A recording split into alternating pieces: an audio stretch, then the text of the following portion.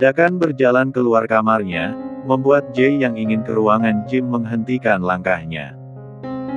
Karena Jay hari ini berangkat agak siang jadi dia menyempatkan untuk Jim sebentar walaupun 1 jam hingga 2 jam. "Kamu ke kantor sepagi ini?" tanya Jay sambil melirik Jay tangannya yang masih pukul 6. "Ada urusan sebentar dan abang tidak perlu kepo," jawab Dakan lalu melenggang keluar rumah dan menuju garasi mobilnya.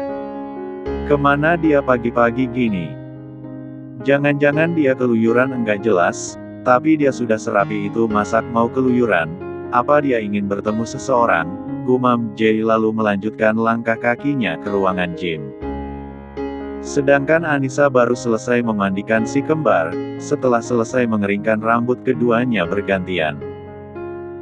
Anissa memasang seragam mereka, lalu memberikan bedak di muka Ale dan mengikat rambut memakai ikat rambut yang kecil-kecil lalu menjepit rambutnya agar terlihat lucu dan menggemaskan.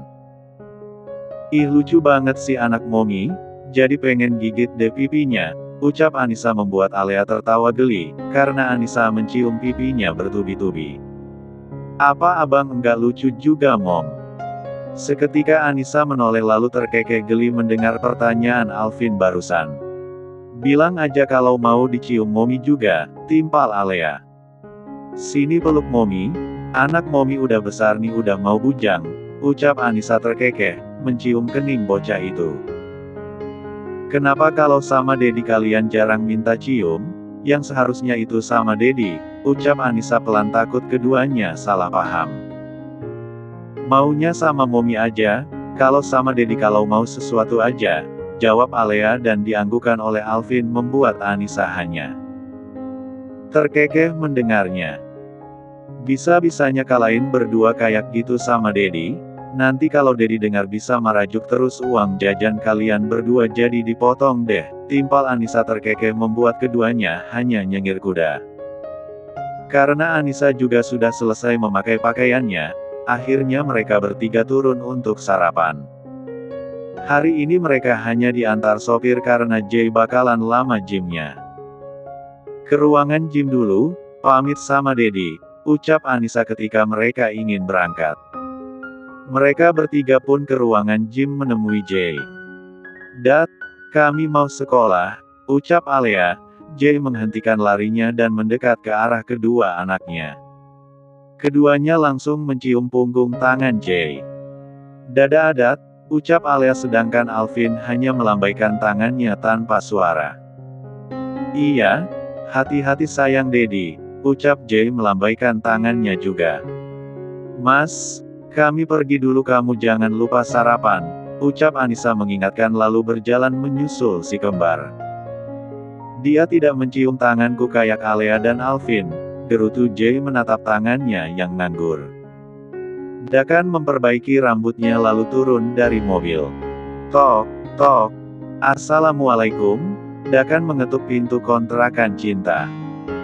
"Waalaikumsalam." Pintu terbuka dan Cinta melotot karena dia saja baru ingin sarapan namun Dakan sudah terlihat ingin ke kantor.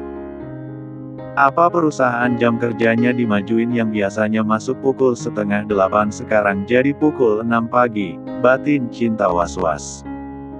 "Kok bapak pagi banget berangkatnya? Apa di perusahaan ada peraturan baru Pak?" tanya Cinta heran. "Masuk dulu Pak. Enggak apa-apa di sini bebas kok enggak akan diusir juga Bapak," ucap Cinta. Dakan melepaskan sepatunya lalu masuk dan duduk di atas karpet. "Saya cuman kebetulan lewat sini, jadinya saya jemput kamu sekalian biar enggak kesiangan," jawab Dakan membuat Cinta mengernyit keningnya heran. "Apa rumah Bapak lewat sini atau Bapak ada urusan lain?" "Hah, itu tadi. Ada urusan lain ya? Jadinya lewat sini, tapi ketika melihat kontrakan kamu tiba-tiba saya kepikiran untuk berangkat bareng kamu aja," jawab Dakan dan Cinta nampak manggut-manggut saja. "Saya bisa berangkat naik ojek kok Pak, saya tidak enak dilihat karyawan kantor kalau kita berangkatnya bareng. Anda atasan saya, sedangkan saya hanya bawahan biasa," ucap Cinta. "Jangan memikirkan orang lain, selagi bukan mereka yang memberi kamu gaji, Timpal Dakan. Apa Bapak sudah sarapan? Tanya Cinta, karena dia baru ingin sarapan. Kebetulan saya belum sarapan, jawab Dakan jujur membuat Cinta menggaruk tengkuknya yang tidak gatal. Diajak enggak ya, tapi orang kaya takut pemilih, batin Cinta. Apa Bapak mau sarapan bareng saya? Tapi cuman ada mie goreng sama telur dadar, ucap Cinta. Dia meringis melihat muka Dakan yang terlihat datar, takut saja laki-laki itu tidak pernah makan seperti itu pikirnya. Kalau diboleh saya tidak akan menolak, jawab Dakan. Cinta mengulaskan senyumnya mendengar ucapan Dakan, dia mengira Dakan akan menolak karena takut masakan dia tidak enak. Kalau enggak enak jangan dipaksa ya Pak, biasanya pasti Bapak makan makanan sehat. Kemarin juga saya malah ngajak Bapak makan pinggir jalan, saya minta maaf ya Pak. Ucap Cinta sambil menyendokkan nasi ke piring Dakan. Dimakan aja Pak, enggak usah sungkan, ucap Cinta, malah dia yang sedikit malu karena takut masakannya tidak cocok di lidah Dakan. Masakan kamu enak, puji Dakan membuat Cinta menganga tak percaya. Masa sih Pak, tapi ini biasa aja menurut saya Pak karena memasaknya juga gampang, jawab Cinta. Setelah selesai sarapan Cinta langsung siap-siap lalu berangkat bersama Dakan. Siang hari. Setelah pulang mengganti pakaian si kembar, Anissa mengajak si kembar pergi lagi untuk bertemu Lenzi dan Sahra. Mom, apa kita beneran mau ketemu Tante Si? Iya sayang. Kita akan ketemu Tante Ji dan tanya arah, jawab Anissa mengulaskan senyumnya. Mobil itu meluncur ke arah mall, karena Sahra sedang di mall jadinya mereka bertemu di restoran di dalam mall aja. Anissa. Panggil Sahra membuat Anissa dan si kembar menoleh mencari orang yang memanggil namanya. Terlihat Sahra berjalan sambil menenteng paper bag di tangannya. Mana Mbak Lenzi? Tanya Anissa. Lenzi siapa? Apa Mbak Giana ganti nama? Tanya Sahra. Iya, itu nama Mbak Si yang sebenarnya, jawab Anissa. Tidak lama muncul Lenzi berjalan bersama kakak iparnya, Dinda. Kalian apa kabar, aku kangen banget. Ucap Lenzi langsung memeluk Anissa lalu memeluk Sahra pelan, karena perut Sahra yang sudah buncit, lalu Lenzi mencium pipi si kembar. Tante Ji makin cantik, puji Alea membuat mereka terkekeh. Tentu Ji makin glowing juga ya Ale, ucap Anissa namun Alea tidak mengerti apa itu glowing, dia hanya bisa mengangguk saja. Ayo kita ngobrol sambil makan aja, ucap Giana, mereka pun masuk restoran cepat saji. Mereka memesan makanan serta minumnya, setelah itu Lenzi memperkenalkan kakak iparnya itu. Kenalin, ini istrinya abang aku, namanya Dinda, dia seumuran sama aku, ucap Lenzi. Anissa dan Sahra langsung bersalaman dengan Dinda. Dinda juga sempat-sempatnya mencubit pipi Alea. Doain tante ya, biar punya anak kayak kamu juga, ucap Dinda sambil menul hidung Alea karena kebetulan duduk di kursi sebelahnya. Terlihat Alea hanya mengangguk saja dengan pelan karena dia belum mengenal Dinda. Tidak lama makanan mereka pun datang. Mereka pun mulai makan sambil mengobrol. Gaskra, ayo duduk di sini, dekat dengan Safira. Sahra menoleh, karena mendengar nama Gaskra disebut. Sahra mengedipkan matanya pelan, takut saja dia salah lihat. Tapi ternyata itu memang benar Gaskra, dan ada orang tuanya juga di meja itu. Siapa perempuan itu? Apa dia kekasih Bang Gaskra? Batin Sahra. Gaskra, ternyata Safira ini menyukai kamu, dan sebagai orang tua yang saling mengenal, Mama dan Papa ingin menjodohkan kamu dengan Safira. Kalian berdua sangat cocok sama-sama dokter, ucap mamanya membuat Gaskra menggeleng kepalanya. Maaf, Gaskra nggak bisa Ma, bukannya Gaskra udah bilang kalau Gaskra punya perempuan pilihan Gaskra sendiri, jawab Gaskra membuat mamanya menatap dia tajam. Kamu mau punya istri yang hamil di luar nikah itu?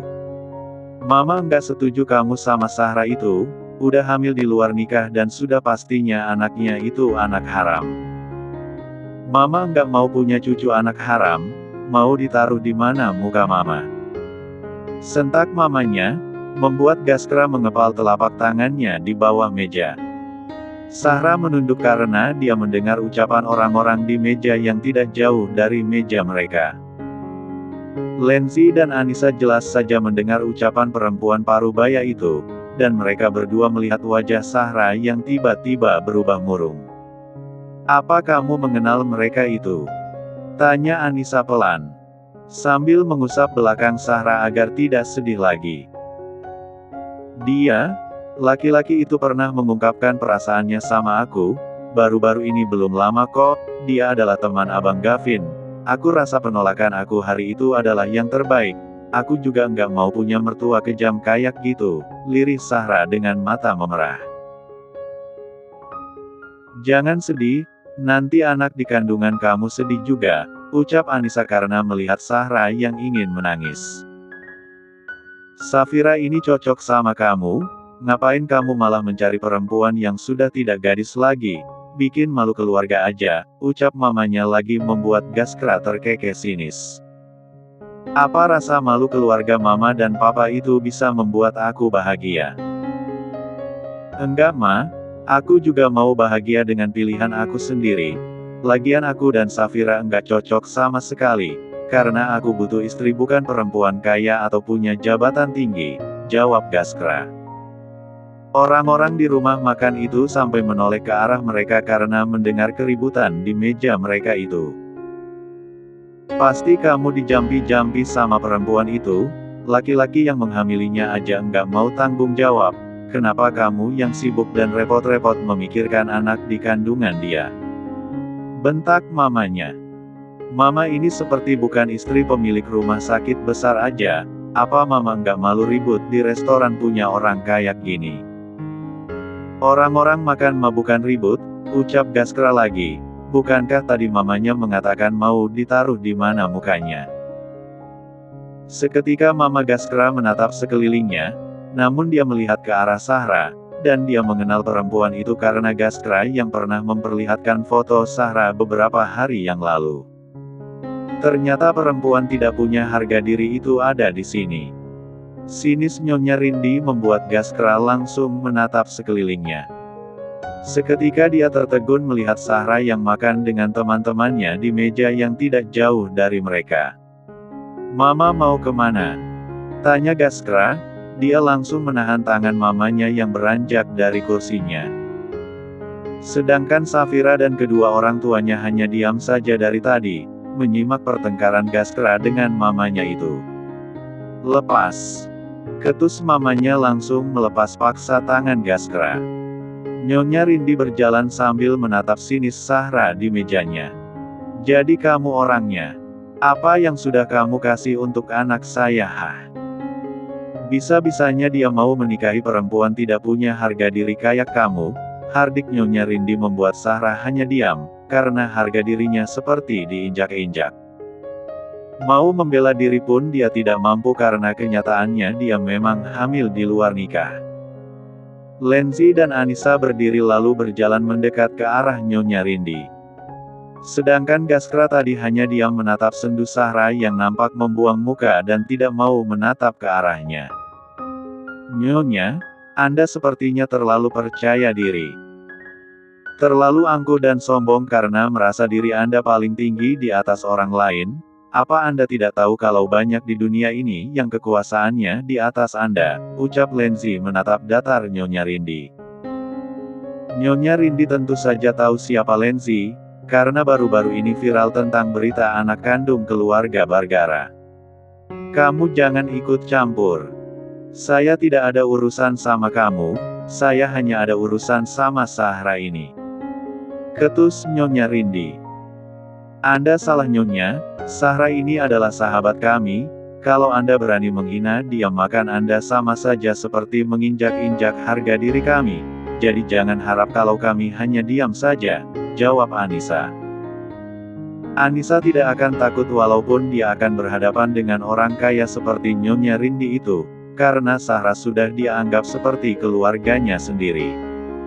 Kalau Anda ingin menjodohkan anak Anda ini, ya jodohkan saja dengan perempuan pilihan Anda, karena Sahra juga sudah menolak anak Anda itu Nyonya. Anda harus mengingat baik-baik, yang menyatakan cintanya itu anak Anda bukan Sahra, jadi jangan merendahkan Sahra seperti itu. Anak dia bukan anak haram atau apapun itu. Anda seorang perempuan Nyonya, bagaimana kalau Anda yang ada di posisi Sahra? Tanya Lenzi menatap datar Nyonya Rindi menanti jawaban perempuan paruh baya itu. Tentu saja saya tidak akan melakukan hal sebodoh itu, ketus Nyonya Rindi. Lenzi terkekeh mendengarnya lalu menatap kukunya yang nampak cantik. Memangnya Anda bisa menolak takdir? Yang menentukan kehidupan di muka bumi ini hanya Tuhan, sekalipun Anda mengelak kalau Tuhan berkehendak, Anda tidak akan bisa menghindarinya. Timpal Lenzi menatap dingin Nyonya Rindi dan Gaskra. Sahra, aku enggak akan menikah dengan perempuan itu, percaya sama aku cuman cintanya sama kamu, ucap Gaskra berlutut di samping Sahra. Gaskra, apa yang kamu lakukan? Kamu merendah diri kamu demi J*L*eng ini. Pelak. Geram sudah Lenzi, dia tidak peduli walaupun dia durhaka dengan orang tua. Tapi Nyonya Rindi memang keterlaluan hingga menyebut Sahra dengan panggilan seperti itu. Beraninya kamu. Tunjuk Nyonya Rindi menatap Lenzi dengan amarah yang memuncak. Mulut Anda seperti tidak pernah sekolah saja Nyonya. Anda tidak seharusnya menyematkan kata itu ketika menyebut nama Sahra, dia punya nama bukan panggilan seperti itu. Ucap Lenzi lantang. Dia memang perempuan J*1 dan tidak cocok untuk Gaskra, kalau bukan J*L*eng dia tidak mungkin hamil dan malah meminta Gaskra untuk menikahi dia. Timpal seorang perempuan yang tiba-tiba ikut rusuh juga. Lenzi terkekeh mendengar ucapan perempuan yang tidak lain adalah Safira, perempuan yang ingin dijodohkan dengan Gaskra itu. Anda ini seorang dokter Nona, dokter bedah rumah sakit besar, namun sepertinya memang tidak pernah disekolahkan mulut Anda ini, sindir Lenzi.